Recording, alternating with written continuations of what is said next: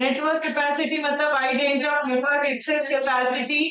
With the help of internet upon cloud को use में ले सकते हैं, और उसको यूज में लेने के लिए अपन को लैपटॉप, कंप्यूटर, डेस्कटॉप ये सब चाहिए।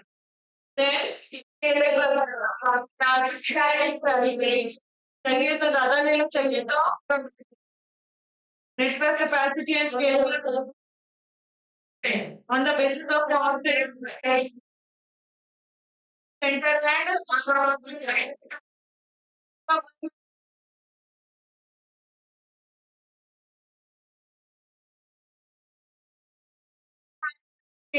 network capacity and scalable workload of Silent server fail गया तो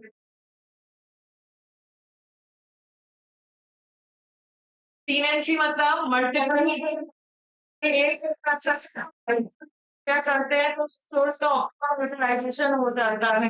दे विल पे मतलब पे, अब जितना यूज करके आपको उतना ही पे करना है। आपका इनसे एचिएबल फाइबर एंड बिलिंग जो होगी वो एक्चुअल यूसेज के बेसिस पे होगी। ऑन डिमांड मतलब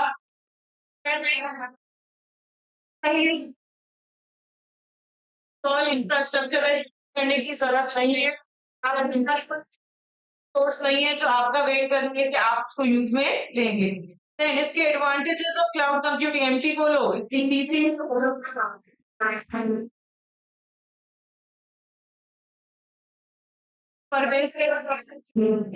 मतलब इसको कहीं से कभी भी type of computing devices access किया जा सकता है। सी मतलब हार्डवेयर खरीदना ना सॉफ्टवेयर का लाइसेंस, तो आपकी कैपिटल की जो कॉस्ट है वो कम आ रही है। एस मतलब सारा काम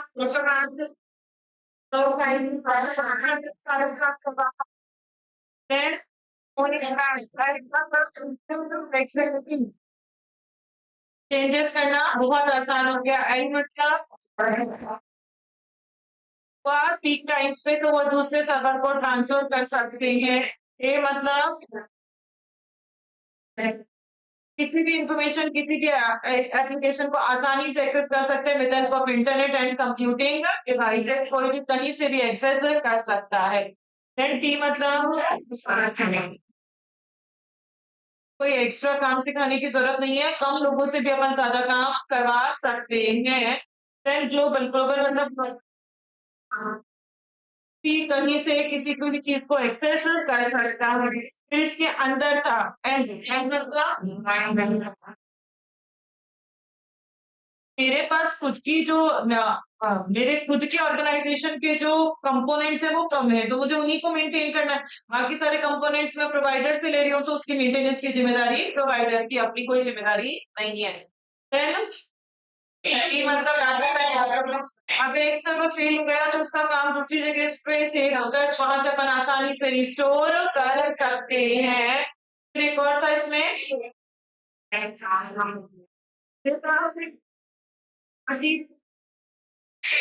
इसमें क्या था बच्चों,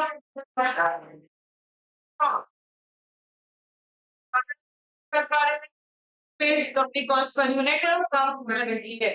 इंफ्रास्ट्रक्चर मतलब रिड्यूस टेक्नोलॉजी इंफ्रास्ट्रक्चर, ना हार्डवेयर खरीदना, ना सॉफ्टवेयर, ना लाइसेंस, सब कुछ आप क्लाउड से ले लो। पे पर यूज बेसिस ऑन डिमांड आपको सब कुछ मिल जाएगा। And project monitor project more effectively with in the time and जल्दी कंप्लीट कर सकते हैं काम को। आप अपने प्रोजेक्ट्स को कहीं से भी कभी भी मैनेज कर सकते हैं। क्लियर है बच्चों यहाँ तक का? नेक्स्ट अपन टॉपिक पढ़ेंगे, that is drawback of cloud computing.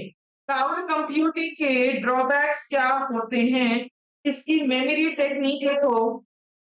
Drawbacks की मेमोरी टेक्निक लिखो।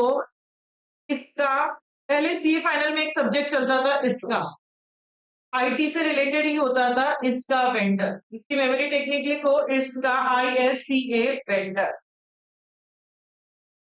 इसका vendor, I stands for internet, S stands for security, C stands for control, and A stands for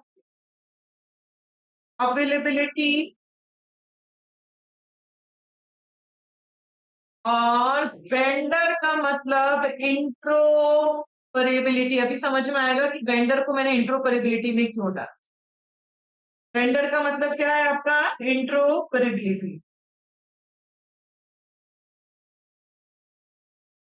चलो देखिए, ड्रॉबैक्स ऑफ क्लाउड कंप्यूटिंग। सब कुछ इतना अच्छा अच्छा होता है तो कुछ उसमें खराब भी होता होगा, उसके नुकसान भी हमें पता होने बहुत जरूरी है। सबसे पहले उसको यूज करने के लिए आपको क्या चाहिए? इंटरनेट। अगर इंटरनेट कनेक्शन लॉस तो सब खत्म, अपन कुछ भी यूज में नहीं ले सकते। सिक्योरिटी का डर रहेगा, हाँ या ना? क्यों? क्योंकि डेटा अभी भी क्लाउड में मेरे कंप्यूटर में डेटा रखा है, तो मेरे पास जो चीज रखी है उसको मैं मेरे तरीके से सेफ रखूंगी कि कब मुझे कहाँ पे ताला लगाना है, किस चीज को लॉक करना है। एक वही डेटा मैंने थर्ड पार्टी के पास रखवा रखा है, मुझे नहीं पता उसने कहाँ रख रखा है, कैसे रख रखा है, क्या पता कोई हैकर हैक कर ले, उसने कितने सिक्योरिटी मेजर्स लगा रखे हैं नहीं लगा रखे। इस तरीके का डर आपको हमेशा बना रहेगा। तो सिक्योरिटी का डर हमेशा बना रहता है क्योंकि सारा डेटा किसके पास है? वेंडर्स या प्रोवाइडर्स के पास है। नेक्स्ट है इसके अंदर क्लाउड। वैसे तो अपन को स्केलेबिलिटी की परमिशन देता है। स्केलेबिलिटी मतलब आप इंक्रीज भी कर सकते हो और डिक्रीज भी कर सकते हो। ज्यादा चाहिए ज्यादा ले लो, कम चाहिए कम ले लो। यहाँ पे मेरे पास रिसोर्सेज का कंट्रोल नहीं है। क्यों? क्योंकि उनकी मैं ओनर नहीं हूँ। मैं खुद कंट्रोल नहीं कर सकती। मैं उनसे मांगूंगी जब भी चाहिए, पर है मेरी नहीं, तो मैं उनको कंट्रोल नहीं कर सकती। यहाँ पे कई बार अवेलेबिलिटी के लिए आपको रेस्ट्रिक्शंस फेस करने पड़ते हैं। इसका मतलब क्या है? सपोज सपोज मुझे एक डेटाबेस चाहिए क्लाउड से। अब क्लाउड के पास सिर्फ और सिर्फ ओरेकल टाइप का डेटाबेस है। डेटाबेस जहाँ डेटा को स्टोर करते हैं। तो मार्केट में मल्टीपल टाइप्स के डेटाबेस आते हैं, पर क्लाउड ने कहा मेरे पास सिर्फ ओरेकल डेटाबेस है, तो मुझे वो ओरेकल पे ही काम करना पड़ेगा, दूसरे डेटाबेस पे मैं काम नहीं कर सकती। अगर मैं फॉर एग्जाम्पल ब्राउजर की बात करूं, मैंने क्लाउड को कहा कि मुझे कौन सा ब्राउजर चाहिए, माइक्रोसॉफ्ट एज ब्राउजर चाहिए मेरा काम करवाने के लिए। क्लाउड ने कहा कि मेरे पास तो इंटरनेट एक्सप्लोरर ही है, आपको काम करना है तो करो, नहीं करना तो मत करो। तो मैं रेस्ट्रिक्टेड हो गई। अगर मुझे उस क्लाउड पे काम करवाना है तो मेरे को इंटरनेट एक्सप्लोरर ब्राउजर ही यूज में लेना पड़ेगा, मैं और कोई ब्राउजर काम में नहीं ले सकती। तो face the restriction on the availability of the applications, operating systems, infrastructure, कि वो चीज वो अवेलेबल नहीं है, उसके लिए अपन को रेस्ट्रिक्शन फेस करने।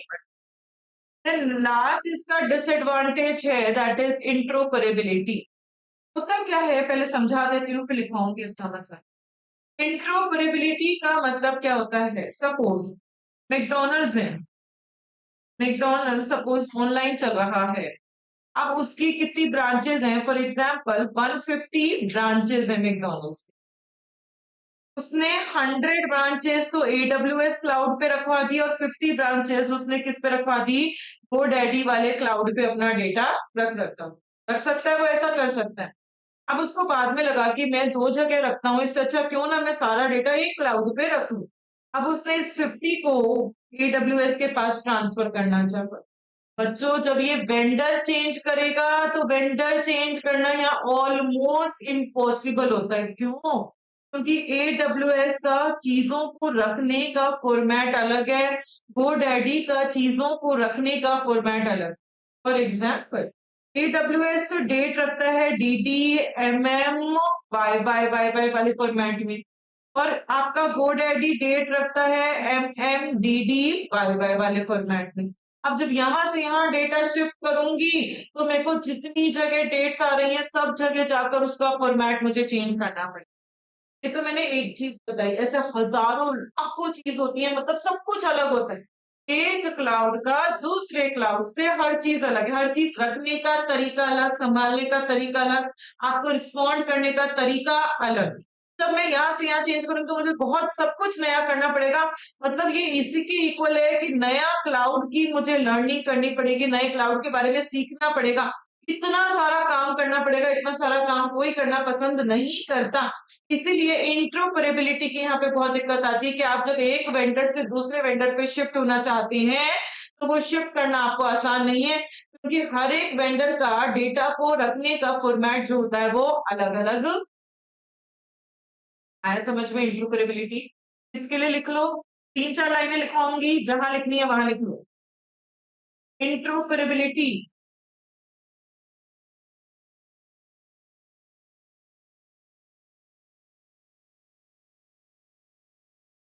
देखो, देखो for example, for example, if data is shifting from,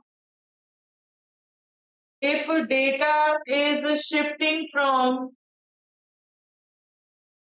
AWS to GoDaddy,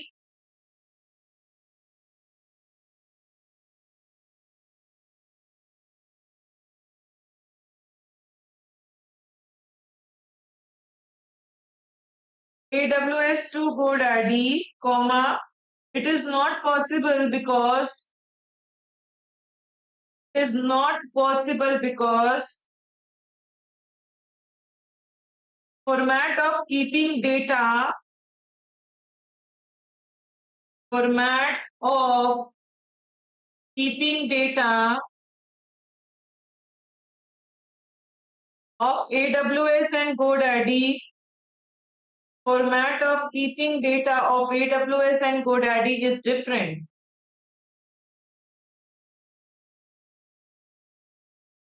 Format of keeping data of AWS and GoDaddy is different.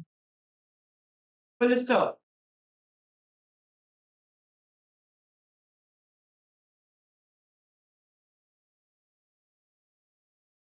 एक ब्रैकेट में लिख लो इसके अंदर, अगर 100 ब्रांचेस का डेटा AWS पे रखा है, अगर 100 ब्रांचेस का डेटा AWS पे रखा है एंड 50 ब्रांचेस का डेटा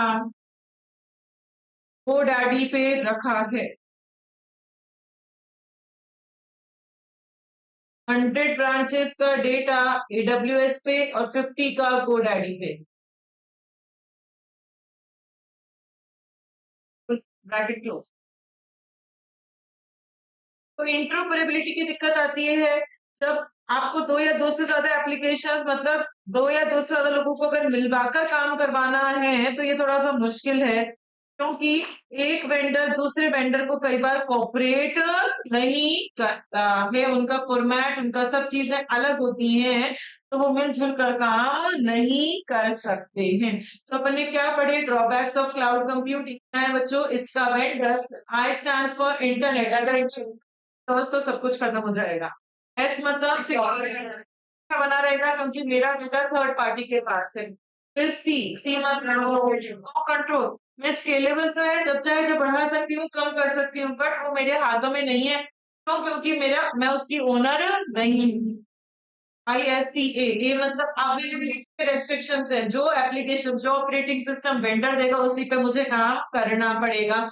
वेंडर, वेंडर मतलब इंटरऑपरेबिलिटी, अगर आप एक वेंडर से दूसरे वेंडर में शिफ्ट करना चाहते हैं तो वो शिफ्ट करना आसान नहीं है, क्योंकि हर एक वेंडर दूसरे वेंडर से एकदम अलग होता है, उनके बीच में कोई कंपैटिबिलिटी नहीं होती, वो मिलजुल कर कॉपरेट कर काम नहीं करते। क्लियर है बच्चों? तो अपन ने क्या क्या पढ़ लिया, characteristics of cloud computing, advantages of cloud computing and drawbacks of cloud computing. आज अपन पढ़ेंगे क्लाउड कंप्यूटिंग का एनवायरमेंट, क्लाउड कंप्यूटिंग एनवायरमेंट, या फिर ये क्वेश्चन आपका आ सकता है टाइप्स ऑफ क्लाउड भी आ सकता है, कौन सी तरीके के क्लाउड्स आपके होते, क्लाउड कंप्यूटिंग एनवायरनमेंट या फिर टाइप्स ऑफ क्लाउड, कौन से तरीके के क्लाउड होते हैं। कि मेमोरी टेक्निक लिखो, हमारी सास ऐसी हो, CACS जैसी, देखो, हमारी सास कैसी हो, अरे बोलो, हमारी सास कैसी हो, हमारी सास कैसी हो, इसके अंदर अपने पास 3 S हैं।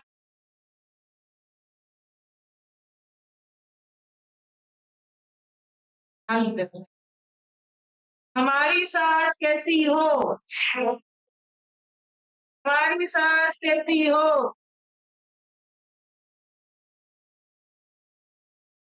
अपने पास 3 एस हैं। स्केलेबिलिटी का एक पेपर पे लिख लो, मुझे एक टेबल भी बनवानी है। Security SLA। मेरे पास 2A है। एक पेपर पे लिख लो, टेबल भी बनवाऊंगी अभी। Administered by availability. और मेरे पास 2C है, कॉस्ट एंड कंट्रोल। हाँ जी, हमारी सास कैसी हो? सास कैसी हो?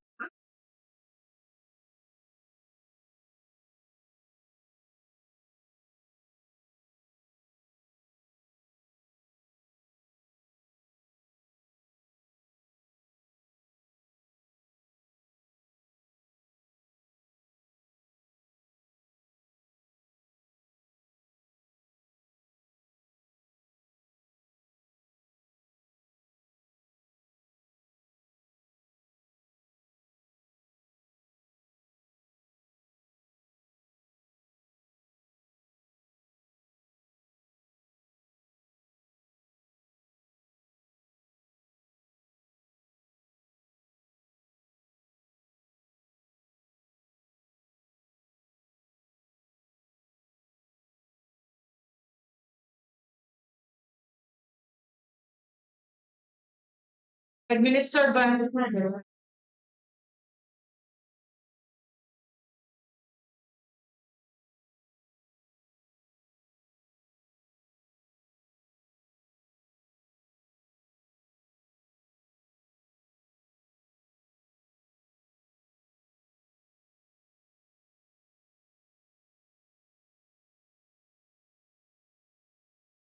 ये टेबल बना लो।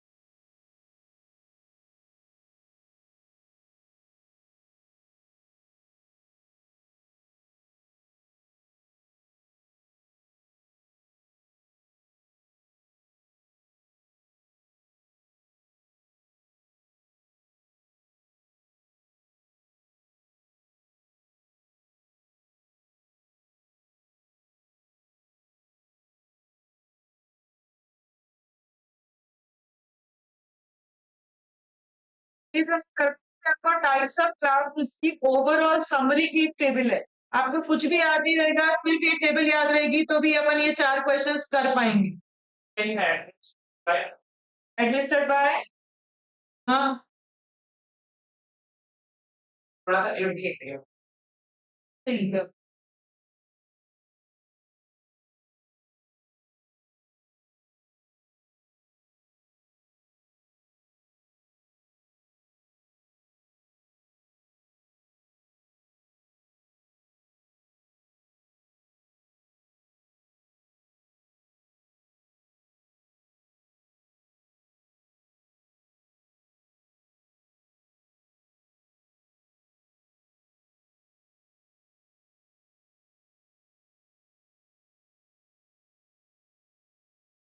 कौन सा रह गया? कंट्रोल। सी से कंट्रोल रह गया ना?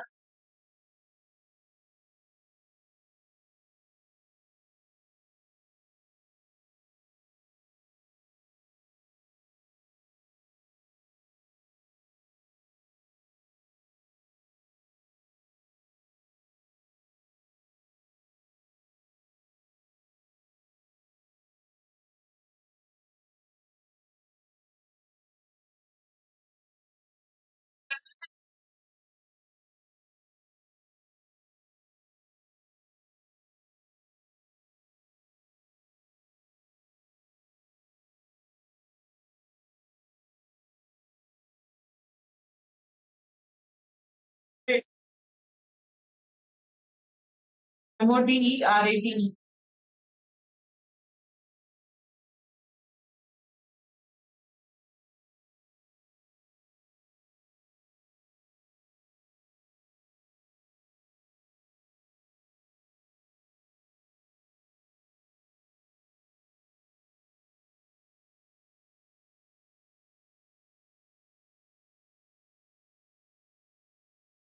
हाइब्रिड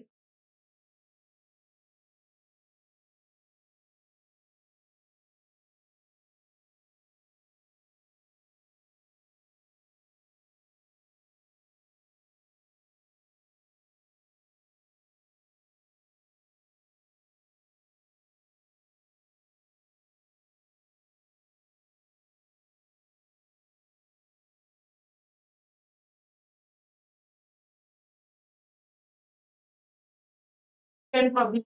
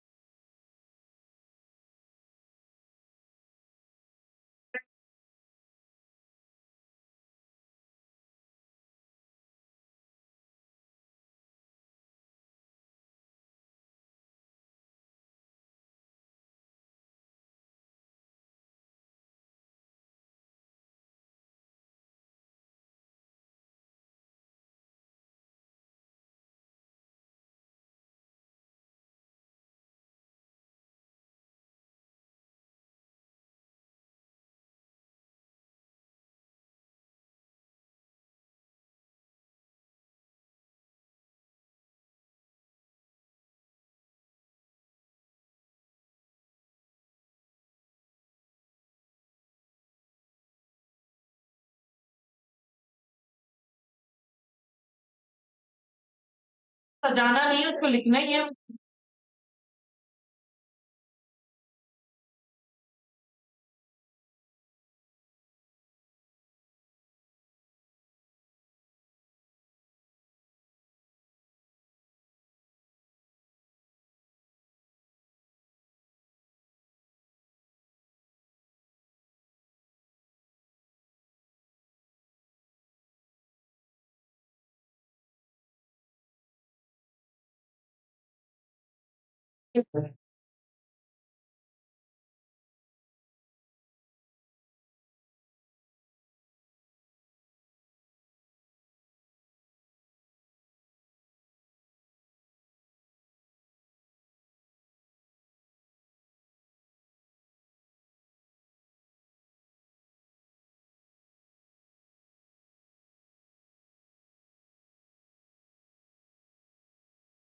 पर ध्यान दो, पढ़ो। अपन पढ़ रहे हैं टाइप, ये टेबल समझा रही हूँ पहले। Types of cloud computing. 4 तरीके के क्लाउड्स होते हैं, private, public, hybrid and community. अपन ने इन 3 की टेबल बनाई है, public, private and hybrid. Memory technique क्या थी हमारी? साथ कहती हो CATL जैसी। अब प्राइवेट क्लाउड्स क्या होते हैं? प्राइवेट मतलब जो क्लाउड सिर्फ और सिर्फ उसी के ऑर्गेनाइजेशन के सर्विस देंगे, उसे प्राइवेट क्लाउड कहते हैं। बड़ी बड़ी ऑर्गेनाइजेशंस होती है, लाइक गूगल, लाइक माइक्रोसॉफ्ट। ये इतनी बड़ी ऑर्गेनाइजेशन, इनके पास खुद का ही इतना सारा डेटा है, तो ये अपने ही डेटा को मैनेज करने के लिए खुद के अपने प्राइवेट क्लाउड्स बना देते हैं। तो सारा कंट्रोल इनके हाथों में है, सारी सिक्योरिटी इनके पास है, सब कुछ इनका ही है। पब्लिक क्लाउड क्या होते हैं? जो ऑर्गेनाइजेशन आम आदमी को देती है, पब्लिक को देती है कि आप लोग उसको यूज करो, और जितना यूज करोगे उतना आपको उसके बदले में पेमेंट करना है, तो वो हो गया पब्लिक क्लाउड। फिर हाइब्रिड क्या होता है? इन दोनों का कॉम्बिनेशन, कुछ पार्ट पब्लिक का होगा और कुछ पार्ट प्राइवेट का होगा, इसे क्या कहेंगे? Hybrid cloud. देन अपन इसमें पढ़ते हैं स्केलेबिलिटी। स्केलेबल मतलब जब चाहो जब बढ़ाओ, जब चाहो जब कम कर दो। तो पब्लिक में तो बच्चों जब चाहिए, अगर मुझे 10 मिनट बाद कुछ चाहिए तो मैंने AWS को मेल डाला कि 10 मिनट बाद मुझे इतनी जीबी एक्स्ट्रा मेमोरी चाहिए, तो वो मुझे प्रोवाइड करवा देंगे और उसके बदले वो पेमेंट चार्ज कर लेंगे। पर क्या प्राइवेट में स्केलेबिलिटी पॉसिबल है? हाँ या ना? प्राइवेट में स्केलेबिलिटी पॉसिबल है? नहीं। अगर मुझे एक्स्ट्रा बैंडविड्थ चाहिए तो मेरे को खुद को ही मार्केट जाना पड़ेगा और खुद को ही वो खरीद कर लानी पड़ेगी। आसानी से मैं उसको इंक्रीज और डिक्रीज नहीं कर सकती। तो प्राइवेट में स्केलेबिलिटी कम है और पब्लिक में स्केलेबिलिटी ज्यादा है, और हाइब्रिड में सिर्फ पब्लिक प्लाट वाला स्केलेबल होगा। कॉस्ट, किसकी कॉस्ट ज्यादा आएगी, प्राइवेट की या पब्लिक की? प्राइवेट, सब कुछ मेरा है। लैपटॉप प्राइवेट में मुझे खरीदना पड़ रहा है, 2 लाख का लैपटॉप आ रहा है तो वो मेरा पैसा खर्च हो रहा है वहां 2 लाख, और जबकि पब्लिक में 2 लाख के बदले मुझे कितने 20,000 रुपए देने पड़ते थे, क्योंकि वहां पे वो एक ही इंफ्रास्ट्रक्चर को मल्टीपल लोग शेयर कर रहे हैं तो वो कॉस्ट भी मल्टीपल लोगों में बढ़ जाती थी। तो पब्लिक की कॉस्ट कम आएगी, प्राइवेट की कॉस्ट ज्यादा आएगी, और हाइब्रिड की मॉडरेट है, ना बहुत ज्यादा ना बहुत कम। अवेलेबिलिटी, जब चाहिए तब मिल जाएगा, on demand, when we invoke. कौन चीज अवेलेबल है, पब्लिक। पब्लिक में तो जब चाहिए तब मिल जाएगा, पर प्राइवेट में जब चाहिए तब नहीं मिलता, आपको खुद को उसके अरेंजमेंट्स करने पड़ेंगे। तो यहाँ पे अवेलेबिलिटी लेस है, यहाँ मोर है, वहां मॉडरेट है। सिक्योरिटी किसमें ज्यादा, प्राइवेट, सब कुछ मेरे पास ही है तो वहां सिक्योरिटी ज्यादा है, जबकि पब्लिक में मेरा सब कुछ थर्ड पार्टी के पास रखा है तो मुझे हमेशा डर बना हुआ रहेगा, वहां सिक्योरिटी कम है। और हाइब्रिड पार्शियली सिक्योर होगा, मतलब उसका प्राइवेट पार्ट सिक्योर हो गया और पब्लिक पार्ट सिक्योर नहीं है। एडमिनिस्टर्ड बाय, मतलब उसको कंट्रोल कौन करता है, कौन उसको मैनेज करता है, एडमिनिस्टर्ड बाय। प्राइवेट में आप खुद ही उसको एडमिनिस्टर करते हैं, खुद ही मैनेज करते हैं। पब्लिक में कौन मैनेज कर रहा है, थर्ड पार्टी। यहाँ दोनों मिलकर मैनेज करते हैं, कुछ पार्ट आप खुद भी करोगे और कुछ पार्ट आपका थर्ड पार्टी भी मैनेज करेगी। स्ट्रिंजेंट एसएलए, एसएलए का मतलब क्या होता है, सर्विस लेवल अग्रीमेंट। ये क्या होता है एसएलए, कोई बता सकता है? सर्विस लेवल अग्रीमेंट्स क्या होता है? एक अग्रीमेंट क्या होता है, अपन किसी से सर्विस ले रहे हैं तो एक अग्रीमेंट साइन करवा लिया, उस अग्रीमेंट में प्रोवाइडर ये लिख कर देगा मैं आपको इस टाइम तक ये सर्विसेज दूंगा, और यही चीज यूजर ने पढ़ी, उनके बीच में एक साइन कॉन्ट्रैक्ट साइन हो गया। अब प्रोवाइडर को वो सारी सर्विसेज देनी पड़ेंगी जो उसके अंदर लिखी हुई है, उस डॉक्यूमेंट के अंदर, उस अग्रीमेंट के अंदर। प्राइवेट में एसएलए स्ट्रिक्ट होंगे, हाँ या ना? एसएलए बहुत स्ट्रिक्टली फॉलो किए जाएंगे प्राइवेट में, हाँ या ना? नहीं, क्यों? कुछ नहीं है ना, अरे बनाने वाले लोग भी उसी के, यूज करने वाले लोग भी उसी के, कुछ ऊपर नीचे हो भी गया। आप अपने घर में कोई रूल्स बना रहे हो, घर के रूल्स कभी इतने स्ट्रिक्टली फॉलो नहीं किए जाते, क्योंकि बना भी आप रहे हो, यूज भी आप कर रहे हो, तो ऊपर नीचे हो सकते हैं। बट अगर आप किसी आउटसाइडर से वो सामान लेते हो फिर वो रूल्स लिख कर देता है तो आप उन रूल्स को बहुत स्ट्रिक्टली फॉलो करते हो। तो पब्लिक में तो एसएलए बहुत स्ट्रिक्ट होंगे, जबकि प्राइवेट में एसएलए उतने स्ट्रिक्ट नहीं होंगे।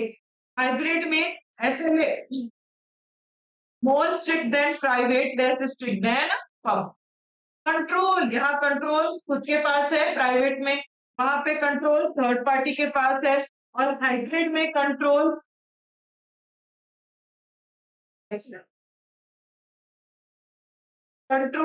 यहाँ पे कंट्रोल प्राइवेट से अपने पास कम होगा और पब्लिक से कंट्रोल ज्यादा होगा। आया समझ में? अगर आपको ये वाला क्वेश्चन आ जाए टाइप्स ऑफ क्लाउड कंप्यूटिंग, ये चाहे कैरेक्टरिस्टिक्स आ जाए, चाहे एडवांटेज आ जाए, चाहे डिसएडवांटेज आ जाए, तीनों के, पब्लिक के, प्राइवेट के, हाइब्रिड के, आप ये लिख सकते हो सिर्फ इस टेबल के बेसिस पे। जैसे अगर मेरे से कैरेक्टरिस्टिक्स पूछे तो पूरे के पूरे पॉइंट्स, हमारी सास कैसी हो, सीएस जैसी हो, एस मतलब स्केलेबिलिटी, एस मतलब सिक्योरिटी, एस मतलब एसएलए। मैं प्राइवेट का लिख रही हूँ तो प्राइवेट का स्केलेबल लिख दिया मैंने, प्राइवेट को सिक्योरिटी और प्राइवेट का एसएलए लिख दिया। फिर ए मतलब एडमिनिस्टर्ड बाय एंड अवेलेबिलिटी को प्राइवेट का लिख दिया अपन ने, और सी मतलब कॉस्ट एंड फंड। कैरेक्टरिस्टिक्स में तो आप ये सातों के सातों पॉइंट लिख देंगे। अगर इसके एडवांटेजेस पूछे जाए तो जो जो चीजें अच्छी हैं वो लिखेंगे, स्केलेबल नहीं है तो वो डिसएडवांटेज में डाल दो, सिक्योरिटी ज्यादा है तो वो एडवांटेज में डाल दो। फिर एसएलए स्ट्रिक्ट नहीं है इतना ज्यादा तो वो किस में आ जाएगा, डिसएडवांटेज में आ जाएगा। सी मतलब कॉस्ट, कॉस्ट, सी मतलब कंट्रोल, और कॉस्ट भी था कंट्रोल भी था, कॉस्ट ज्यादा है तो डिसएडवांटेज में डाल दो, कंट्रोल मेरे पास है तो वो एडवांटेज में डाल दो। ये मतलब एडमिनिस्टर्ड बाय, मैं खुद उसको एडमिनिस्टर कर रही हूँ तो एडवांटेज में डाल दो। और ये मतलब अवेलेबिलिटी, इजीली वो हर चीज अपन को अवेलेबल नहीं मिलेगी तो वो किस में डाल दो, डिसएडवांटेज में डाल दो।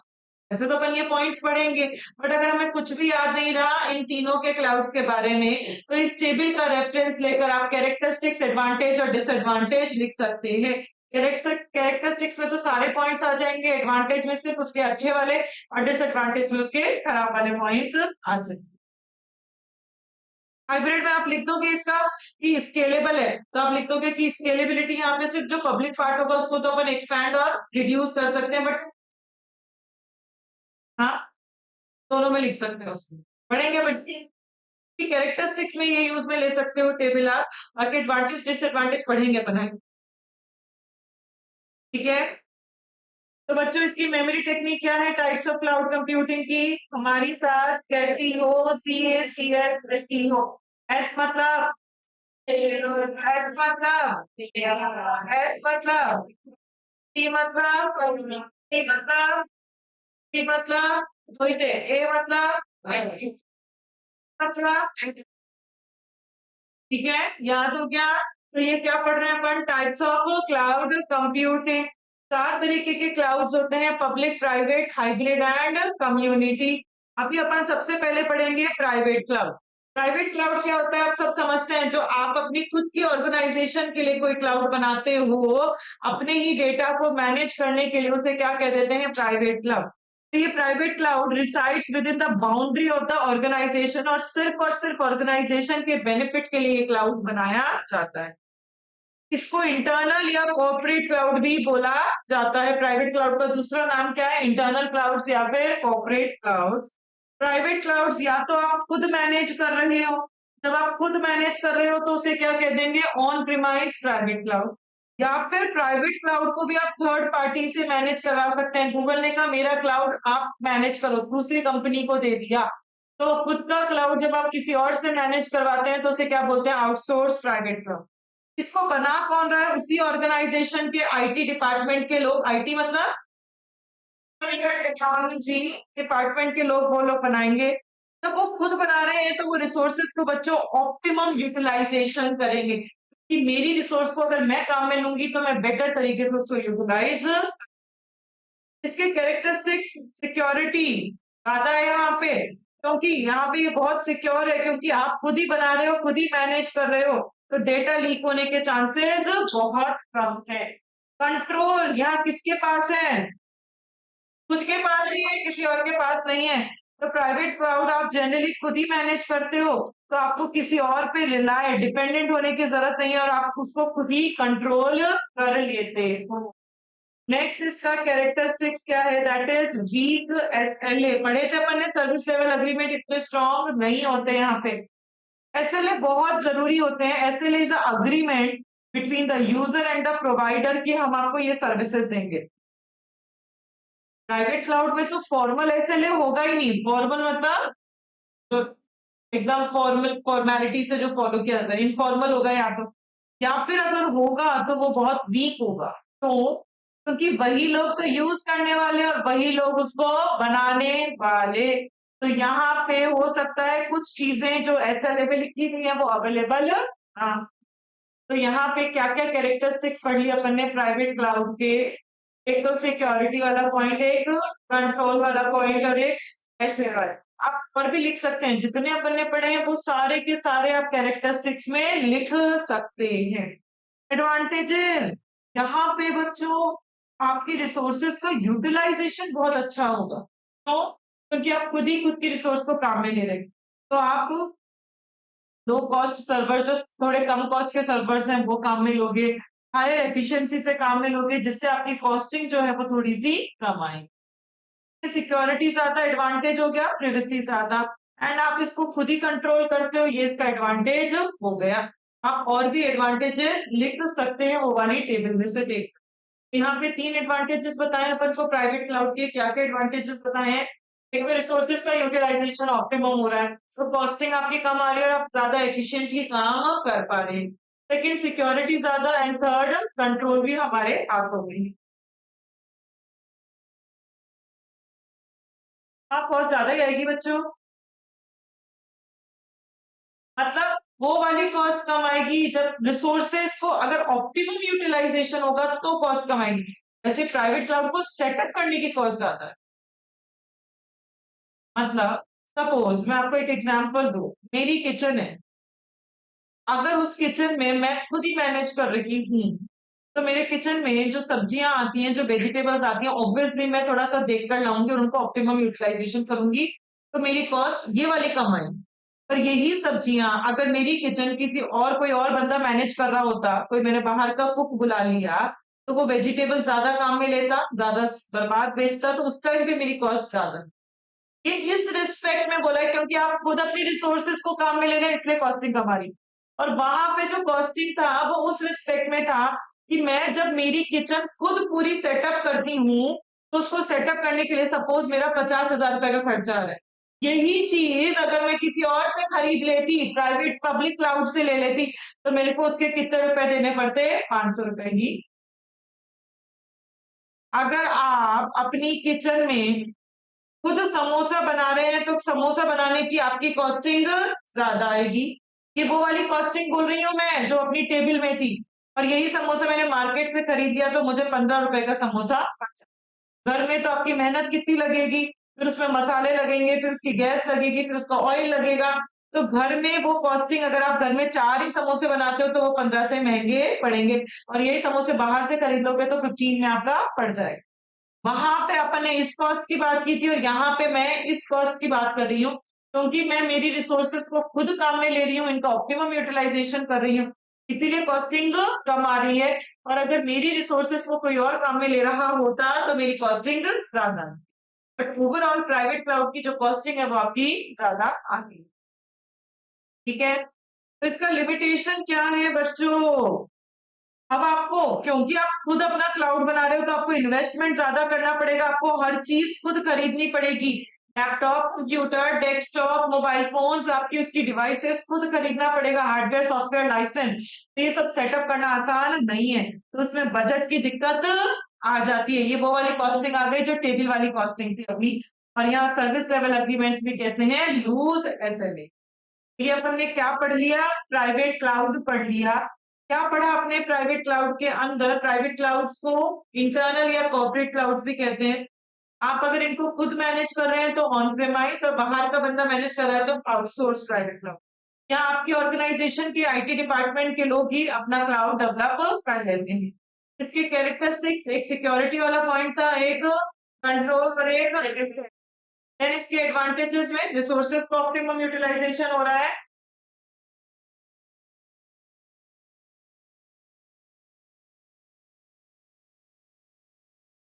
हाँ हाँ,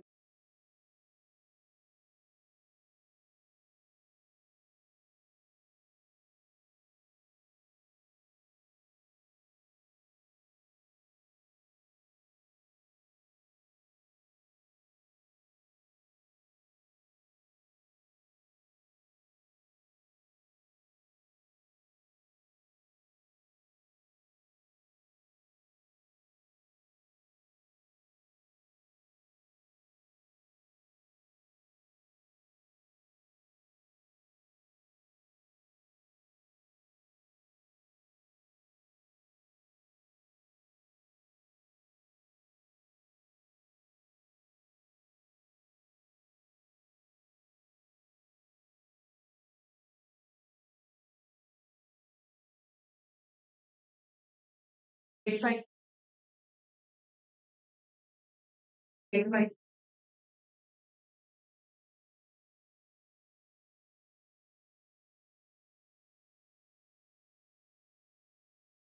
तो इसके एडवांटेजेस क्या है? रिसोर्सेज का ऑप्टिमम यूटिलाइजेशन हो रहा है, आपकी सिक्योरिटी भी ज्यादा है और कंट्रोल भी आपके हाथों में है।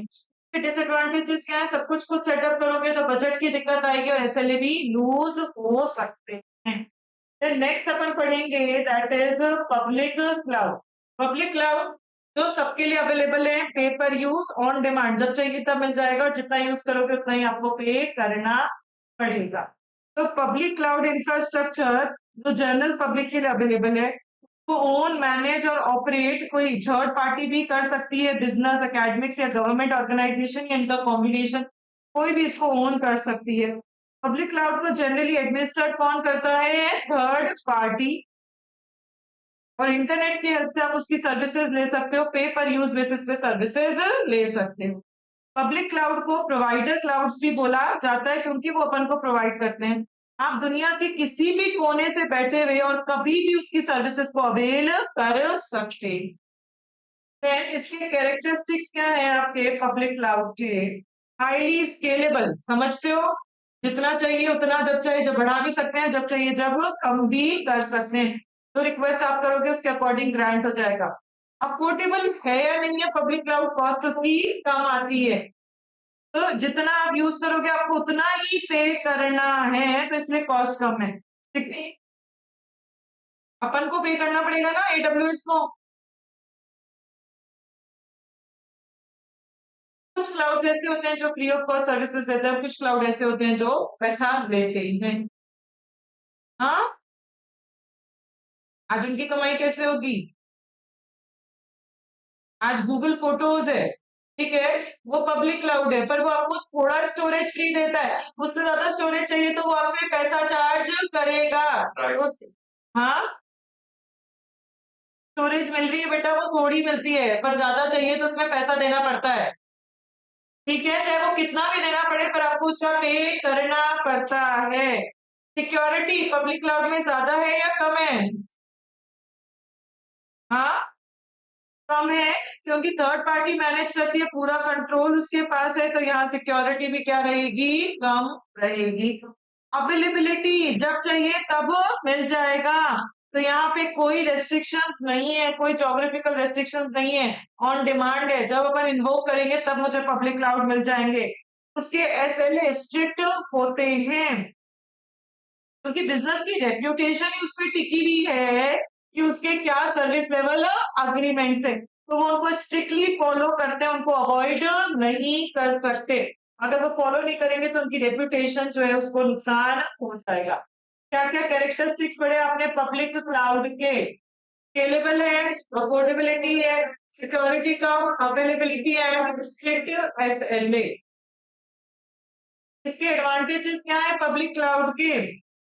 आप इसको डेवलप पब्लिक क्लाउड को, मतलब पब्लिक क्लाउड पे आप अपना काम अफोर्डेबल कॉस्ट पे कर सकते हो। ये ऑर्गेनाइजेशन को फीचर दे रहा है कि आप स्केलेबल हो, आप जब चाहे जब जितना चाहे उतना बढ़ा सकते हो। आप अपना इंफ्रास्ट्रक्चर, आपको खुद का इंफ्रास्ट्रक्चर सेटअप करने की जरूरत नहीं है, तो मेंटेनेंस करने की जरूरत नहीं है। ऑन प्रीमाइस डिवाइसेस रखने की जरूरत नहीं है, ऑफ प्रीमाइसेस मतलब दूसरों की डिवाइसेस को अपन काम में ले रहे हैं, तो उसका मेंटेनेंस अपन को करने की जरूरत नहीं है। पब्लिक क्लाउड को आसानी से इंटीग्रेट कंबाइन किया जा सकता है प्राइवेट के साथ। यहाँ स्ट्रिक्ट एसएलए फॉलो किए जाते हैं और कोई लिमिट नहीं है, कितने भी नंबर ऑफ यूजर्स उसको यूज में ले सकते हैं। तो इसके क्या क्या एडवांटेजेस हैं? पब्लिक क्लाउड अपन यूज में ले सकते हैं, अफोर्डेबल कॉस्ट, स्केलेबल है, यहाँ पे खुद का इंफ्रास्ट्रक्चर सेटअप नहीं करना, तो मेंटेनेंस भी कम, इंटीग्रेट कर सकते हैं प्राइवेट के साथ, स्ट्रिक्ट एसएलए फॉलो किए जाते हैं और कोई लिमिट नहीं है number. Limitation of public cloud, security का डर बना रहेगा हमेशा, क्योंकि मेरा डेटा किसके पास है? थर्ड पार्टी के पास। यहाँ प्राइवेसी ऑटोनॉमी पॉसिबल नहीं है। प्राइवेसी ऑटोनॉमी मतलब इंडिपेंडेंसी, ऑटोनॉमी मतलब इंडिपेंडेंसी। प्राइवेसी क्यों नहीं पॉसिबल बच्चों? मेरा जो भी डेटा है वो एडब्ल्यूएस पे रखा है, तो एडब्ल्यूएस को सब कुछ पता है ना मेरे बारे में, तो मेरी प्राइवेसी कुछ भी नहीं हो सकती यहाँ पे। क्लियर हो गया? Public cloud, private cloud. Next तरीके का अपन जो क्लाउड पढ़ रहे हैं वो कौन सा क्लाउड पढ़ रहे हैं बच्चों? हाइब्रिड क्लाउड पढ़ रहे हैं। हाइब्रिड क्या है? It is a combination of public and private cloud, combination of private and public cloud.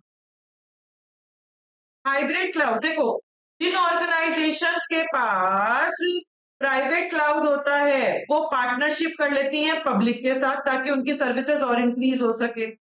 Jin organisations public पे काम कर रही है वो पार्टनरशिप कर लेंगी प्राइवेट के साथ ताकि उनकी सर्विसेज और एक्सटेंड हो सके। तो प्राइवेट क्लाउड कब क्रिएट होता है? हाइब्रिड क्लाउड, कि कुछ ऑर्गेनाइजेशन जो प्राइवेट पे काम कर रही थी उनको लगता है हमें सर्विसेज बढ़ानी है तो वो पब्लिक के साथ पार्टनरशिप कर लेंगे। कुछ ऑर्गेनाइजेशन जो पब्लिक पे काम कर रही थी वो प्राइवेट के साथ पार्टनरशिप कर लेंगी ताकि उनकी सर्विसेज बढ़। अब ये करती क्या ऑर्गेनाइजेशन? जो ज्यादा इंपॉर्टेंट, ज्यादा सिक्योर वाला डेटा होता है वो तो प्राइवेट वाले पार्ट में रख देंगे, और जो लेस इंपॉर्टेंट डेटा होता है वो किस पे रख देंगे, वो लोग अपना पब्लिक वाले पार्ट पे रख देंगे। यहाँ पे जो नॉन कोर एप्लीकेशंस होती हैं वो तो पब्लिक पे चलाई जाती हैं, और कोर एप्लीकेशंस या sensitive data in house private cloud पे रन करते हैं। नॉन कोर का मतलब जो एप्लीकेशंस बहुत ज्यादा इंपॉर्टेंट नहीं होती उनको तो कहाँ पे रन करेंगे अपन, पब्लिक पे, और जो बहुत इंपॉर्टेंट एप्लीकेशंस होती है उनको कहाँ पे रन करते हैं, प्राइवेट पे रन करते हैं। अब इसके कैरेक्टरिस्टिक्स स्केलेबल, बच्चों समझ रहे हो, स्केलेबल मतलब पब्लिक वाला स्केलेबल, प्राइवेट वाला स्केलेबल नहीं है। पार्शियली सिक्योर क्यों बोला मैंने, उसको फुल सिक्योर क्यों नहीं बोला, क्योंकि प्राइवेट वाला हिस्सा सिक्योर है, पब्लिक वाला हिस्सा सिक्योर नहीं है, इसीलिए इसको पार्शियली सिक्योर। यहाँ पे एसएलए ज्यादा स्ट्रिक्ट है प्राइवेट से, बट कम स्ट्रिक्ट है पब्लिक से। ये बहुत कॉम्प्लेक्स है, क्यों, क्योंकि यहाँ दोनों को मैनेज करना पड़ेगा, पब्लिक को भी और प्राइवेट को भी। आपको दोनों चीजें इन्वॉल्व है तो दोनों चीजों को मैनेज करोगे तो थोड़ा सा मुश्किल होता है, थोड़ा सा कॉम्प्लेक्स। तो क्या क्या कैरेक्टरिस्टिक्स में पढ़ा इसका अपन ने, scalable, secure, strict SLA and complex cloud management. Advantages क्या है आपके हाइब्रिड क्लाउड के, ये स्केलेबल है एंड यहाँ पे दोनों के पावर मिल रहे हैं, प्राइवेट के और पब्लिक के। यहाँ सिक्योरिटी ज्यादा अच्छी है as compare to public. Disadvantage, security कम अच्छी है एज कम्पेयर टू प्राइवेट, और इसको मैनेज करना थोड़ा सा। क्या एडवांटेजेस है इसके, सिक्योरिटी ज्यादा पब्लिक से, और दूसरा एडवांटेज स्केलेबल। डिसएडवांटेज सिक्योरिटी कम प्राइवेट से और थोड़ा सा मैनेज करना। और भी आप अपने मन से इसके एडवांटेज और डिसएडवांटेज लिख सकते हैं अकॉर्डिंग टू द टेबल।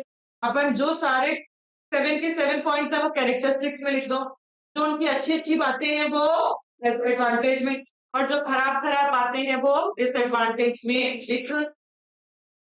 समझ में आ गया। तो अपन ने 3 तरीके के क्लाउड्स पढ़ लिए, public, private and private. Next आज अपन क्लाउड पढ़ेंगे दैट इज कम्युनिटी। कम्युनिटी मतलब क्या होता है बच्चों, group of same type of organization. कई बार क्या होता है, जैसे एक ऑर्गेनाइजेशन है एबीसी, वो ऑर्गेनाइजेशन का डेटा उसको लगता है थोड़ा सा सिक्योर रखना है मुझे डेटा। अब वो ऑर्गेनाइजेशन पब्लिक पे भरोसा नहीं कर पा रही, पब्लिक क्लाउड पे कहाँ रखूंगी तो मेरे को डर है सिक्योरिटी नहीं देगी। प्राइवेट अफोर्ड करने की मेरी हिम्मत नहीं है, इतना पैसा है नहीं कि मैं खुद का क्लाउड खुद सेटअप करूं। उसने जो रिलेटेड ऑर्गेनाइजेशंस थी, जो लोग सेम तरीके का सामान बेच रहे, सपोज ये बंदा क्या बेचता है, कपड़े, क्लोथ्स, तो एक XYZ और कंपनी थी वो भी क्या बेचती थी, कपड़े, और एक LMN और कंपनी थी वो भी क्या बेचती थी, कपड़े। इन तीनों ने मिलकर अपना खुद का एक प्राइवेट क्लाउड को स्टैब्लिश किया। वो वाला जो प्राइवेट था वो एक ही का था, ये देखिए यहाँ ये तीनों मिलकर खुद के लिए, तीनों के लिए क्लाउड बना रहे हैं। इस क्लाउड को क्या बोला जाता है, कम्युनिटी। ना तो ये प्राइवेट रहा ना ये पब्लिक हुआ, ये प्राइवेट, इन तीनों का प्राइवेट हुआ। अब यहाँ पे इसका डेटा लीक तो हो सकता है, बट लीक सिर्फ इन 3 लोगों के बीच में होगा, इससे बाहर इसका डेटा लीक नहीं होगा। यहाँ पे उनकी कॉस्ट शेयर हुई नहीं हुई। आज अगर उसको इन्वेस्टमेंट 50 करोड़ का करना पड़ता तो 3 लोगों में वो 50 करोड़ बढ़ गए, तो उसका खर्चा भी कम, कॉस्ट कम, तो रिस्क भी कम हुआ या ज्यादा, कम, क्योंकि सब लोगों में रिस्क बच जाएगा उसका। सिक्योरिटी ज्यादा हुई पब्लिक से या कम हुई, पब्लिक से ज्यादा, ज्यादा, क्योंकि है तो ये प्राइवेट ना, इन तीनों का ही तो क्लाउड है। सिक्योरिटी पब्लिक से ज्यादा, कॉस्ट भी कम आएगी, अफोर्डेबिलिटी बढ़ गई आपकी, रिस्क भी आपका कम हो गया। इस तरीके के क्लाउड को क्या बोला जाता है, कम्युनिटी क्लाउड जाता है। मैं एक डायग्राम बना रही हूँ, आप बना लो, एग्जाम में आप ये डायग्राम बनाकर आएंगे कम्युनिटी क्लाउड का, जो मैं बना रही हूँ वो एग्जाम में आप जरूर बनाकर आएंगे।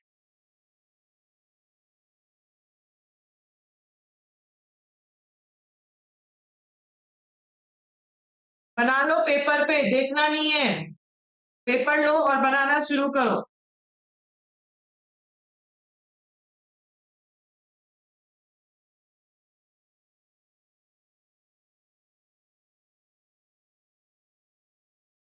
कितना भी बड़ा हो पेपर पे बनाना शुरू तो करो बेटा। बिल्कुल। ज्यादा बड़ा पेपर मत दो।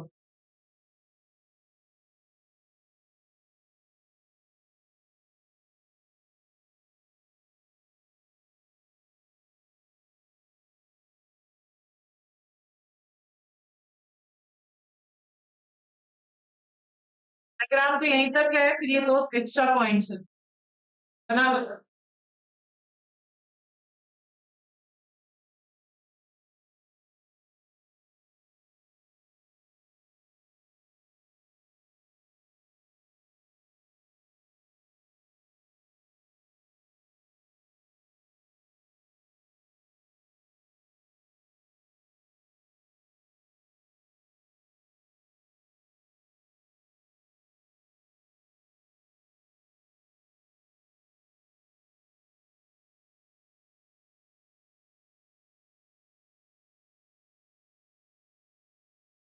बन गया।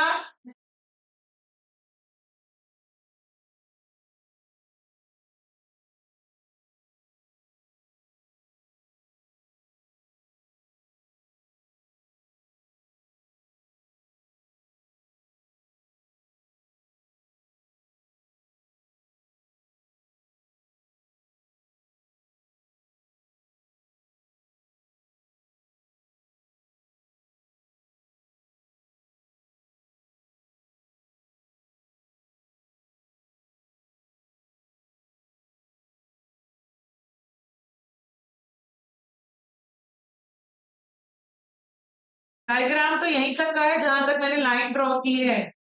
एग्जाम में जो डायग्राम बनाओगे वो यहीं तक का बनाओगे, ये तो एक्स्ट्रा पॉइंट्स हैं जो आपको समझने के लिए लिखे हैं।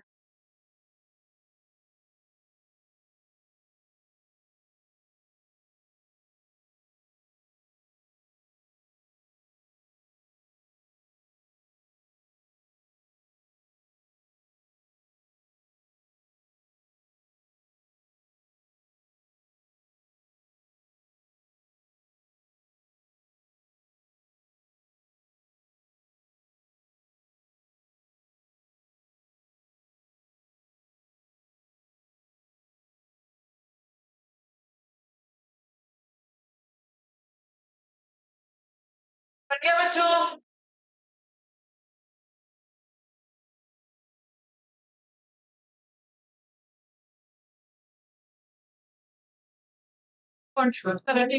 समझने के लिए दो पॉइंट है।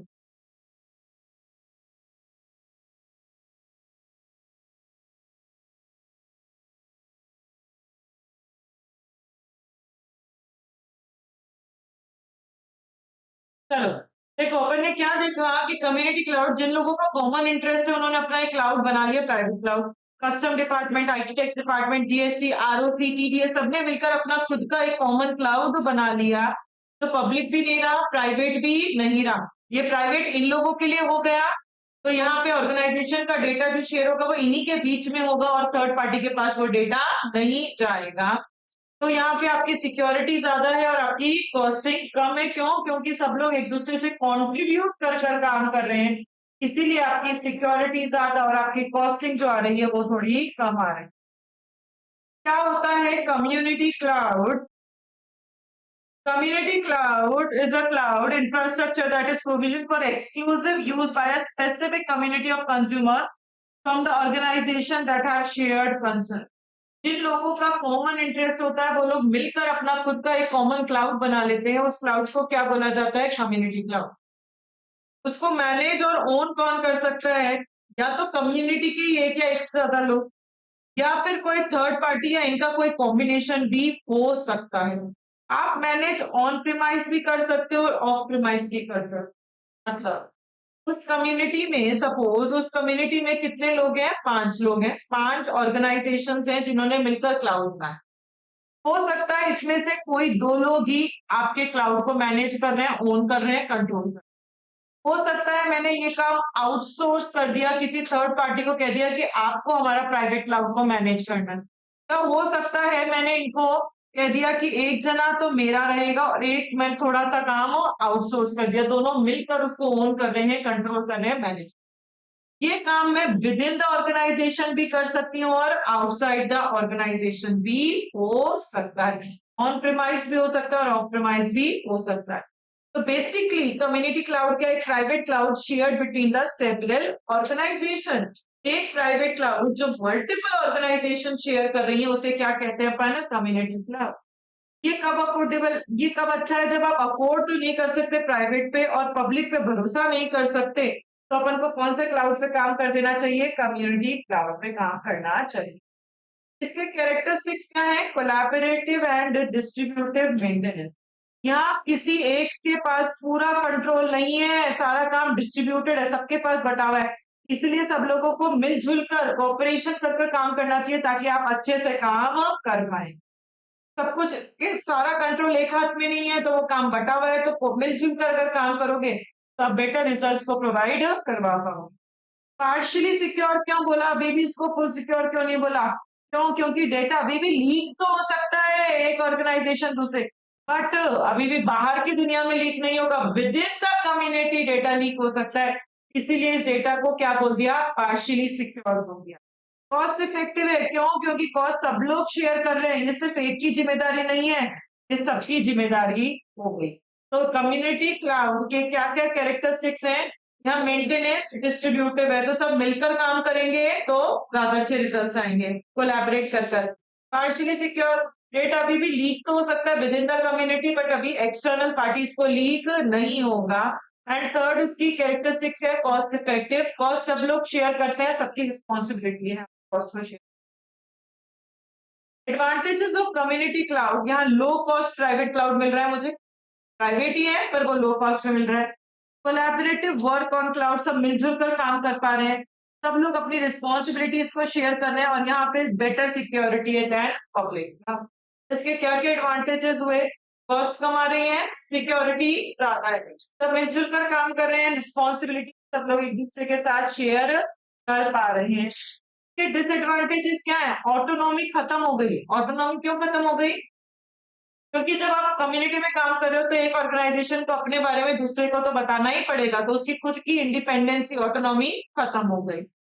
कुछ सिक्योरिटी फीचर उतने अच्छे नहीं है जितना प्राइवेट में अच्छा था, और जब जहां पे लोग मिलजुल ही नहीं रहे, कोलैबोरेशन नहीं है, वहां पे कम्युनिटी बनाने का कोई फायदा नहीं है। तो इसके क्या क्या ड्रॉबैक्स हैं, कि इसकी ऑटोनॉमी खत्म हो गई, सिक्योरिटी उतनी अच्छी नहीं है जितनी प्राइवेट में होती थी, और जो ऑर्गेनाइजेशंस में कोलैबोरेशन नहीं है वहां के लिए ये क्लाउड अच्छा नहीं। नेक्स्ट टॉपिक अपन पढ़ेंगे, इसके अंदर ही अपन ने 4 तरीके के क्लाउड पढ़ लिए, public, private, hybrid and community. Community के क्या क्या कैरेक्टरिस्टिक्स है बच्चों, कोलैबोरेटिव एंड डिस्ट्रीब्यूटेड। एडवांटेजेस क्या है,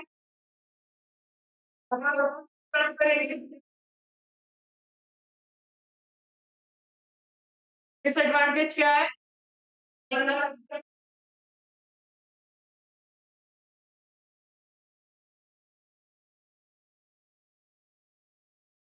नेक्स्ट टॉपिक अपन पढ़ेंगे pertinent issues related to cloud computing. Pertinent issues related to cloud computing. Page number 4.78 मिला।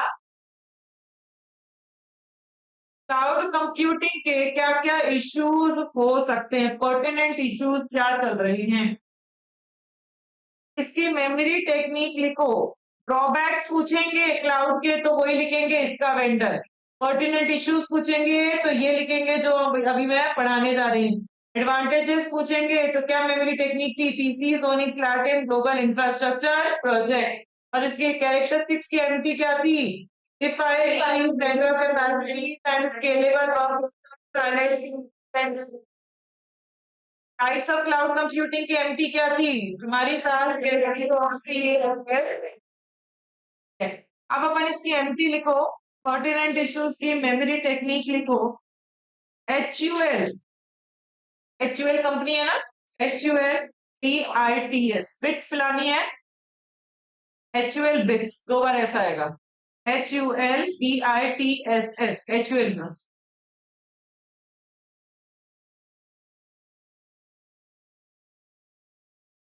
चलो सबसे पहला इश्यू पढ़ेंगे थ्रेशहोल्ड पॉलिसी। थ्रेशहोल्ड का मतलब बुक में लिख लो एक लाइन। थ्रेशहोल्ड का मतलब बुक में लिख लो, the level at which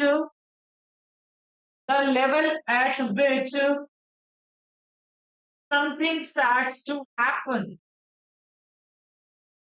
The level at which something starts to happen. Starts to happen. The level at which something starts to happen.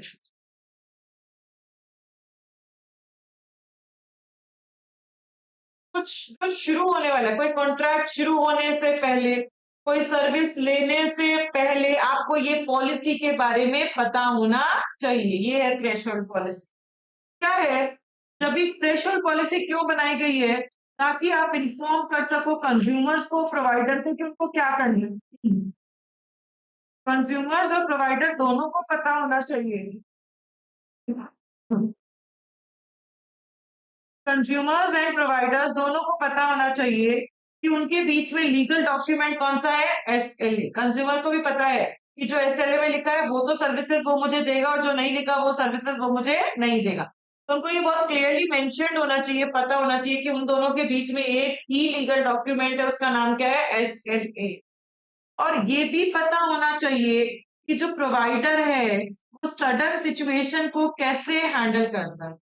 अगर मैंने प्रोवाइडर को बोला कि 1 घंटे के अंदर मुझे 100 जीबी एक्स्ट्रा चाहिए, तो क्या वो मुझे 1 घंटे में दे पा रहा है, या वो मुझे कहेगा कि इस चीज के लिए आपको 3 घंटे पहले इन्फॉर्म करना पड़ेगा। तो सडन इंक्रीज और डिक्रीज अगर आप कोई डिमांड करते हो तो प्रोवाइडर उसको कैसे हैंडल करता है वो पता होना चाहिए। और अनयूज्ड रिसोर्सेज को कैसे अलोकेट किया जाता है, जो रिसोर्सेज अभी तक काम में नहीं आई हैं उनको आप कैसे काम में लेते हो, ये यहाँ पे पता होना चाहिए। ये सब चीजें पॉलिसी में मेंशन होनी। तो आपने थ्रेशोल्ड पॉलिसी बनाई क्यों है, ताकि आप ये इन्फॉर्म कर सको यूजर को और प्रोवाइडर को क्या क्या, कि उनके बीच में एक ही लीगल डॉक्यूमेंट है, उसका नाम है एसएलए। और अगर वेंडर कैसे हैंडल करेगा सडन इंक्रीज और डिक्रीज इन डिमांड हुआ, और अगर अनयूज्ड स्टोरेज है तो उसको वो कहाँ पे कैसे काम में लेगा। ये सब चीजें कहाँ मेंशन्ड है, थ्रेशोल्ड पॉलिसी में मेंशन्ड। नेक्स्ट है इसके अंदर इंट्रोपरेबिलिटी। ये सब जानते हैं आप क्या होता है इंट्रोपरेबिलिटी। एक वेंडर से दूसरे वेंडर अगर मुझे शिफ्ट करना है डेटा, तो वो शिफ्ट करना आसान नहीं है, क्योंकि हर एक वेंडर का अपना रखने का, डेटा रखने का तरीका अलग होता है। तो नए वेंडर पे काम करना इक्वल टू नया क्लाउड के बारे में सीखना उतना मुश्किल होता है, इसीलिए आप नए वेंडर पे स्विच नहीं करते हो आसानी से। तो company enters into a contract with one cloud computing vendor. अगर आप एक के साथ कॉन्ट्रैक्ट कर रहे हो तो आपको बहुत डिफिकल्ट है चेंज करना, दूसरे वेंडर पे चेंज करना बहुत डिफिकल्ट है। क्यों, क्योंकि सबकी एपीआई, ये क्या होता है एपीआई, एप्लीकेशन प्रोग्राम इंटरफेस, ये मैं बाद में पढ़ाऊंगी आने वाले चैप्टर्स में, बहुत डिटेल में आने वाला है। एंड सबका जो फॉर्मेट है डेटा को रखने का, इंपोर्ट एक्सपोर्ट करने का, वो अलग अलग होता है। एक बार कंपनी एक वेंडर के साथ लॉक हो गई तो उसको आसान नहीं है दूसरे के साथ मूव करना। और सबकी अपनी अलग सर्विसेज, सबके अपने अलग टूल्स होते हैं, तो आपको स्विच करना बहुत मुश्किल होता है।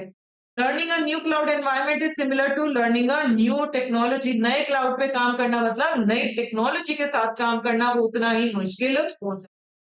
अपन ने अभी तक 2 पढ़ लिए, एक तो थ्रेशोल्ड पॉलिसीज और एक इंट्रोपरेबिलिटी, ये पर्टिनेंट इश्यूज अपन पढ़। नेक्स्ट इश्यू है आपका हिडन कॉस्ट। हिडन कॉस्ट क्या होती है, कई बार क्या होता है, सच कॉस्ट में include higher network charges for storage and database application. Latency issues आ सकते हैं। लेटेंसी इश्यू क्या होता है, बुक में लिखो एक लाइन, लेटेंसी मतलब delay between a users action, delay between a user action and a web application response. Delay between a user action and a web application response to that action. Web application response to that action. कई बार cloud में user को hidden cost bear करनी पड़ती है, मतलब कई बार network के charges उसके ज्यादा लगने लग जाते हैं। कई बार लेटेंसी इश्यू आता है। लेटेंसी मतलब मैंने मांगा अभी और आप मुझे रिस्पॉन्ड 10 घंटे बाद कर रहे हैं उस चीज का, तो डिले होता है। मैंने मांगा कब और आप मुझे कब रिस्पॉन्ड कर रहे हो, उसकी वजह से जो डिले हो गया उस इश्यूज को क्या कहते हैं, लेटेंसी इश्यू। ये इश्यू कब आ सकते हैं, जब यूजर जो है वो क्लाउड से बहुत दूर, सर्विस प्रोवाइडर से अगर बहुत दूर लोकेटेड है, तो कई बार नेटवर्क के चार्जेस भी ज्यादा लग सकते हैं और कई बार लेटेंसी इश्यू भी आपको फेस करना पड़ सकता है। तो ये हिडन कॉस्ट कई बार आपको बेयर करनी पड़ सकती है। नेक्स्ट है इसके अंदर अनएक्सपेक्टेड बिहेवियर। तो अपन ने थ्रेशोल्ड पॉलिसी में पढ़ा था, एकदम सेम है आपका अनएक्सपेक्टेड बिहेवियर। अपन को किसी भी क्लाउड की अवेल करने से पहले, अगर मुझे मेरा डेटा एडब्ल्यूएस पे रखना है, मेरी बहुत बड़ी वेबसाइट है अमेज़न की, मुझे एडब्ल्यूएस पे रखूँ या गोडैडी पे, तो उसके लिए मुझे उन दोनों की परफॉर्मेंस को टेस्ट करना चाहिए। मैं टेस्ट करूंगी कि वो लोग अगर सडन इंक्रीज और डिक्रीज करती हूँ तो वो लोग कैसे उसको हैंडल करते हैं, अर्निंग उसको कैसे वो अलोकेट करते हैं। और आपको ये सारी जो दिक्कतें हैं ये पहले ही सॉल्व हो जानी चाहिए, किसी क्लाउड की सर्विसेज को अवेल करने से पहले ये दिक्कत सॉल्व हो जानी चाहिए। तो आपको पता होना चाहिए वो क्लाउड अनएक्सपेक्टेडली अगर कोई सिचुएशन आ गई तो उसमें वो कैसा बिहेव करे। नेक्स्ट है इसके अंदर सिक्योरिटी इशू। क्लाउड पे कितना ही सिक्योरिटी हो पर वो हम हमेशा फुली ट्रस्ट नहीं कर सकते, हमें डर रहेगा। हो सकता है कोई अटैकर, कोई हैकर उसको हैक कर ले, कोई क्लाउड की सर्विसेज जो है वो फेल हो जाए, तो सिक्योरिटी का डर आपको हमेशा बना रहता है कि हम उस पर भरोसा नहीं कर सकते, कोई हैकर हैक कर सकता है, क्लाउड की सर्विसेज जो है वो फेल हो सकती है। डेटा कॉन्फिडेंशियल कब रहेगा, जब डेटा एन्क्रिप्टेड वे में रहेगा। एन्क्रिप्टेड मतलब कोडेड लैंग्वेज में कोई चीज रहेगी, तो मुझे क्या पता वो लोग मेरा कौन सा डेटा कोडेड में रख रहे हैं, कौन सा नहीं रख रहे, तो वो डर मेरे को हमेशा बना। Legal issues. क्लाउड में क्लाउड को बहुत सारे legal regulatory requirement, rules regulations को फॉलो करना पड़ता है। जैसे प्राइवेसी लॉ, क्या था प्राइवेसी लॉ पढ़ा था अपन ने कि मेरा जो पर्सनल डेटा है वो आप कहाँ पे कैसे काम में लेने वाले हो वो मुझे पता होना चाहिए। ये सारे रूल्स रेगुलेशंस को क्लाउड को बहुत सारे को फॉलो करना पड़ता है। अलग अलग कंट्री के अलग अलग रूल्स रेगुलेशन होते हैं। कोई कंट्री तो कहेगी कि उस पर्सन की एज अगर आप बता रहे हो किसी थर्ड पार्टी को तो कोई नुकसान नहीं है, और कोई कंट्री में इसी के लिए आपको पनिशमेंट मिल सकता है। तो यहाँ पे जो वेंडर है उसको ये हमेशा ध्यान रखना पड़ता है कि अपन कौन सी कंट्री में है, वहां का क्या डेटा है, वहां पे क्या रूल्स रेगुलेशंस है, वो सब अपन को फॉलो करने पड़ सकते हैं। एंड यूजर्स के पास कोई कंट्रोल नहीं है क्योंकि डेटा फिजिकली उसको नहीं पता कहाँ पे लोकेटेड। अभी तक अपन ने क्या क्या पर्टिनेंट इश्यूज पढ़ लिए, पहला आपने पढ़ा पॉलिसी। पॉलिसी क्या बताएगी ये इन्फॉर्म करेगी यूजर्स और वेंडर को कि उनके बीच में यही लीगल डॉक्यूमेंट है, दैट इज ऐसे ही। और अगर कोई सडन इंक्रीज डिक्रीज हो गया तो वेंडर कैसे हैंडल करेगा और अनयूज स्टोरेज को कैसे। नेक्स्ट पढ़ा आपने इंटरऑपरेबिलिटी, कि अगर एक वेंडर से दूसरे वेंडर पे स्विच करते हैं तो मुश्किल, क्योंकि फॉर्मेट अलग, टूल्स अलग, काम करने का तरीका अलग। नए क्लाउड पे काम करना मतलब नई टेक्नोलॉजी को सीखना। फिर क्या था, रिटर्न कॉस्ट। कई बार क्या होता है कि नेटवर्क में दिक्कत आती है, लेटेंसी इश्यूज होते हैं, तो ये सारी हिडन कॉस्ट आपको बेयर करनी। नेक्स्ट क्या था, मुझे कोई भी क्लाउड की सर्विसेज को अवेल करने से पहले ये पता होना चाहिए कि अगर सडन इंक्रीज डिक्रीज होता है या फिर अगर अनयूज्ड स्टोरेज है तो वो कैसे उसको हैंडल करते हैं। नेक्स्ट क्या है, सिक्योरिटी। हम कभी भी फुली ट्रस्ट नहीं कर सकते, कोई हैकर हैक कर सकता है, और क्या था, क्लाउड की कोई सर्विसेज भी फेल हो सकती है, तो मुझे ये डर हमेशा बना हुआ है। नेक्स्ट क्या था, लीगल इश्यूज। अलग अलग कंट्री के अलग अलग रूल्स रेगुलेशन होते हैं, तो वेंडर को ये हमेशा ध्यान रखना पड़ेगा कि कहाँ पे कौन सा क्या रूल्स कंसर्न है, ये इश्यूज आपको फेस करने पड़ सकते हैं। काइंड ऑफ डिसएडवांटेज और काइंड ऑफ इश्यूज, मतलब कि उनको ये दिक्कतें आती हैं जब क्लाउड कंप्यूटिंग करते हो, चाहे यूजर हो चाहे प्रोवाइडर हो, तो ये सारी दिक्कतें उनको फेस करनी। नेक्स्ट है बच्चों सॉफ्टवेयर डेवलपमेंट इन क्लाउड। कल पढ़ाऊंगी मैं आपको कि क्लाउड पे जो डेवलपर्स होते हैं, जो सॉफ्टवेयर बनाते हैं, वो खुद को कोई कंप्यूटर लैपटॉप की जरूरत नहीं, मतलब बेसिक कंप्यूटर लैपटॉप तो चाहिए जिसमें वो काम करे, बट उनको कोई एक्स्ट्रा हार्ड डिस्क की, कोई एक्स्ट्रा टूल्स की जरूरत नहीं है सॉफ्टवेयर बनाने के लिए। तो सारी चीजें क्लाउड से ले लेके उस पे वो अपना सॉफ्टवेयर बना सकते हैं। उनके रिस्पेक्ट में जो सॉफ्टवेयर डेवलपर्स होते हैं, उनके रिस्पेक्ट में ये वाला पॉइंट दिया है अपन को। Software development in cloud, developers को बहुत दिक्कत आती है। Developer face the complexity of building secure application that may be hosted in the, हमेशा उनको सिक्योरिटी का डर रहेगा। क्लाउड पे बना तो दो पर सिक्योरिटी का डर रहेगा। The speed at which application changes in the cloud will affect both the SDLC and the security. क्या कह रहे हैं? किस स्पीड से क्लाउड में चेंजेस रिफ्लेक्ट होते हैं? फॉर एग्जाम्पल जियो है, उसकी जो वेबसाइट है वो भी क्लाउड पे है। तो जियो ने अपनी कॉल रेट्स को चेंज करना चाहा कि अब मैं 399 पर मंथ की जगह 499 पर मंथ चार्जेस लगाना चाहूँ। अब जियो ने क्लाउड को बोल दिया, वेंडर को, कि भाई तुम ये चेंजेस कर दो। अब क्या पता वो चेंजेस कब कर रहा है। सपोज उसने अपने डेटाबेस में तो चेंज किया 2 घंटे बाद, इस 2 घंटे में तो मुझे नुकसान हो गया, मेरे को 399 पे ही लोगों ने मेरी सर्विसेज को अवेल कर लिया। अब 2 घंटे बाद उसने डेटाबेस में तो चेंज किया, पर एक्चुअल जो कस्टमर्स को जहां डेटा दिख रहा है वहां भी रिफ्लेक्शन नहीं आया। इंटरनेट की प्रॉब्लम थी, उसको अपलोड होने में टाइम लग रहा था नई चीजों को, तो नई चीज अपलोड होने में, चेंजेस होने में समय लगा। अब उस समय की वजह से नुकसान दोनों को हो सकता है, यूजर को भी हो सकता है और प्रोवाइडर को भी हो सकता है। तो किस स्पीड से चेंजेस रिफ्लेक्ट हो रहे हैं, इसकी वजह से दोनों को फर्क पड़ेगा। आपकी सिक्योरिटी को भी फर्क पड़ेगा, हो सकता है आपने सिक्योरिटी में कोई चेंजेस किए हो तो आपकी सिक्योरिटी को भी फर्क पड़ेगा। System development life cycle, system को कंप्लीट एग्जीक्यूट होने में जो समय लग रहा है वो भी फर्क पड़ रहा है।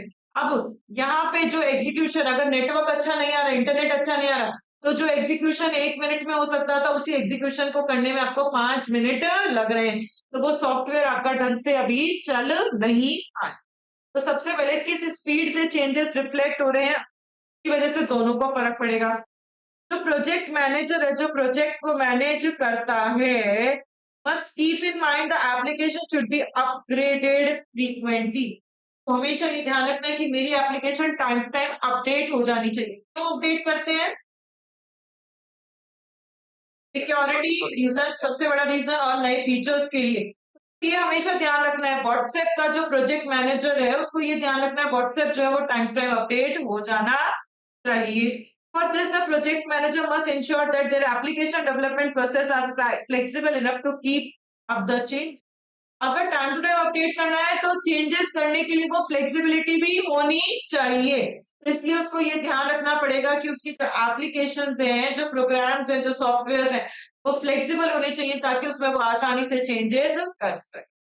तो सॉफ्टवेयर डेवलपमेंट इन क्लाउड, यहाँ पे डेवलपर्स को जब क्लाउड को वो होस्ट करते हैं, क्लाउड पे कुछ भी होस्ट करते हैं अपना सॉफ्टवेयर, तो उनको बहुत दिक्कतें आती है। क्या क्या?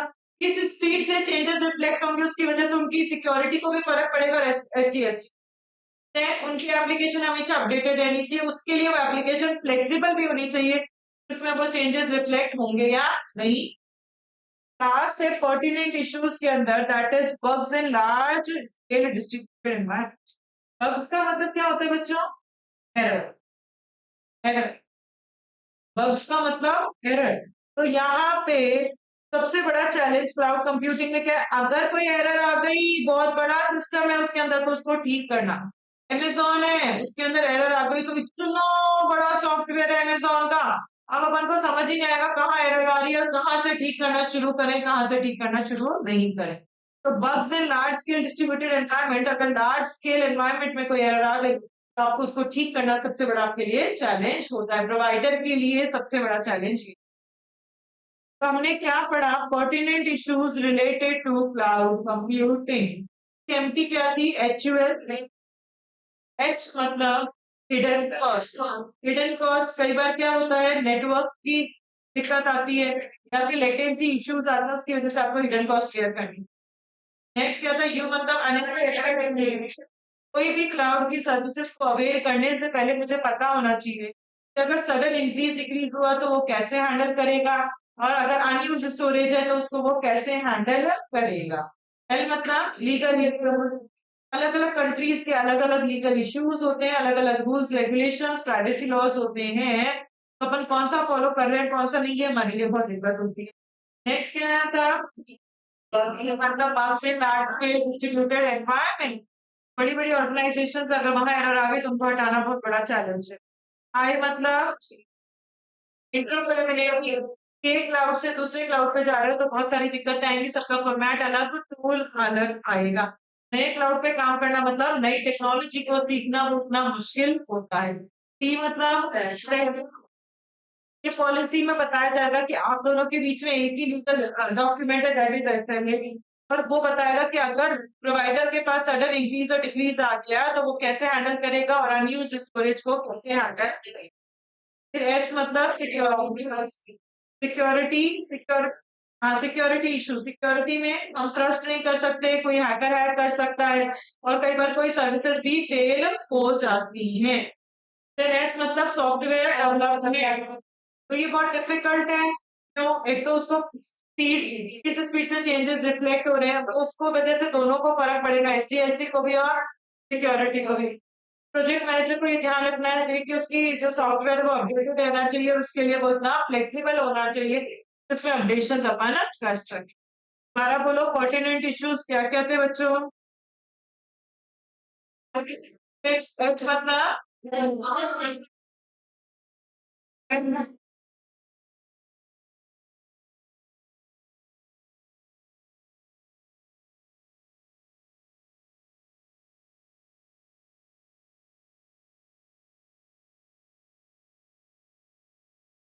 सर काफी कितना याद बिना करके बोलने की कोशिश करो।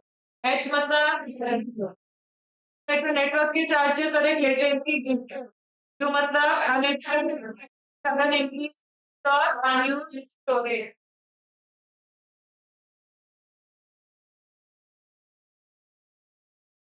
बी मतलब एनवायरमेंट, तो वहाँ एरर आ गई तो उसको हटाना बहुत चैलेंज है। आज मतलब कुछ वेंडर से दूसरे वेंडर को चेंज करना बहुत मुश्किल है। डी मतलब threshold, that is SLA, sudden increase decrease हो गया या अनयूज्ड स्टोरेज को आप कैसे हैंडल करोगे। एस मतलब सिस्टम ऐसा नहीं कर सकते, कोई हैकर हैक कर सकता है और कोई सर्विसेज भी उसकी फिर एस मतलब शेड्यूल की स्पीड से रिफ्लेक्ट हो रहे हैं, अपडेटेड होना चाहिए और वो फ्लेक्सिबल होना क्लियर है। तो आज हमने दो टॉपिक्स पढ़ लिए, types of cloud computing environment और एक अपन ने पढ़ लिया coordinate issues related to cloud computing. फिर आपने क्लाउड में क्या क्या पढ़ लिया, ये सबसे बड़ी टेक्नोलॉजी है आपकी cloud computing. What is cloud computing, characteristics of cloud computing,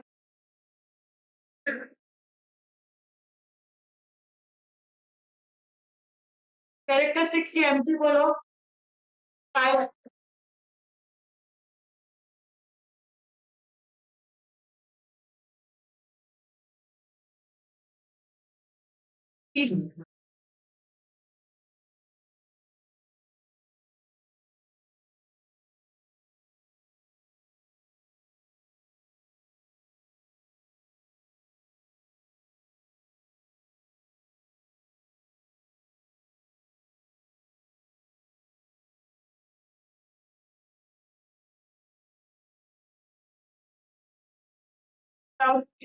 actual मतलब